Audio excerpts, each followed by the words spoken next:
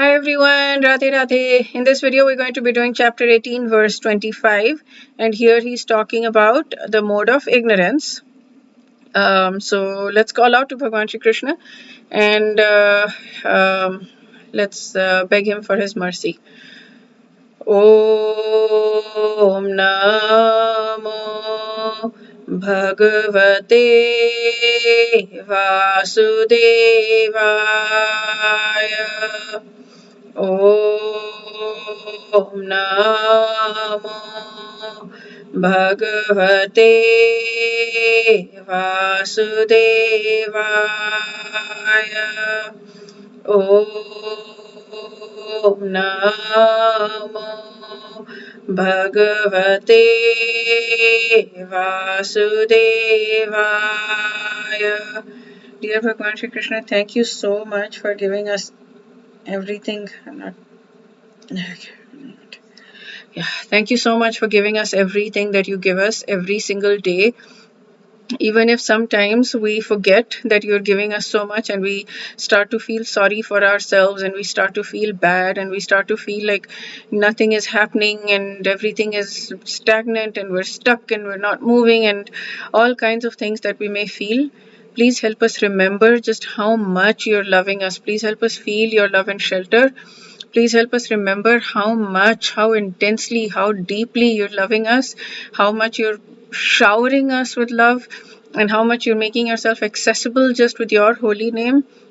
And all we have to do is chant and chant with a pure heart, and we will be able to just come close to you. Please help us remember. Please help us improve our chanting so that your holy name can take us to the platform of Shuddha, Buddha, and Mukta. Hari Sachinandan Maharaj says in his book Living Name that holy name, treat the holy name as a person, and our goal is attained when the holy name takes us. Like as we are chanting progressively, we will get to a place where the holy name will take us to deeper and deeper spiritual delights until we finally realize that there is no difference between the holy name and the divine couple. They're one and the same thing.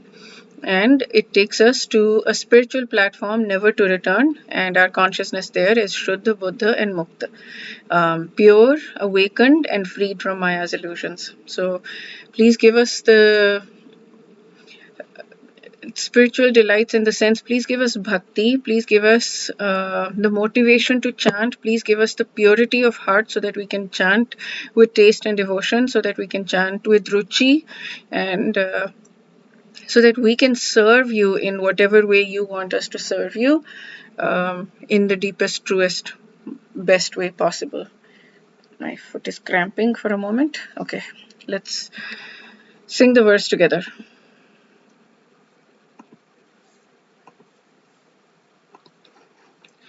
Anubandham kshayam hinsam anapekshya cha paurusham mohadarabhyate karma yattattatma samochyate. That action performed in illusion, in disregard of scriptural injunctions, and without concern for future bondage or violence or distress caused to others is said to be in mode of ignorance. So again, he's saying a few things. Actions performed in illusion, disregard to scriptural injunctions, without concern for future bondage, karma, or violence and distress caused to others. 4 things here.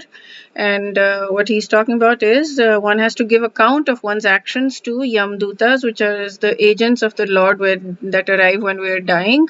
They take us to different places depending on how we've done. Irresponsible work is destructive because it destroys the principles of scriptural injunction, and it is based on violence very often, and it's distressing to other living beings. He's talking about this aspect. Such irresponsible work is carried out in the light of one's personal experience, basically not regarding scriptural injunctions, but just caring only about our own experience. This is called illusion. I think he's connecting these two things, and all such illusory work is a product of mode of ignorance.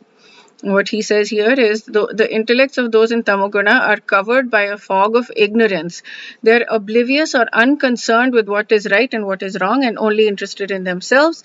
They don't care about what they have on hand and the hardships they're causing to others. Such work brings harm to them and others. Krishna uses the word Kshaya meaning decay. Tamasic action causes decay of one's health and vitality. It is a wasted effort, waste of time, waste of resources, like all of those negative, like everything that does not follow the four regulative principles. So all of that. Okay, so that's it for this verse. We'll see you in the next verse, chapter 18, verse 26. Wish you a day filled with lots and lots of Bhagwan Shri Krishna's grace. Radhe Radhe.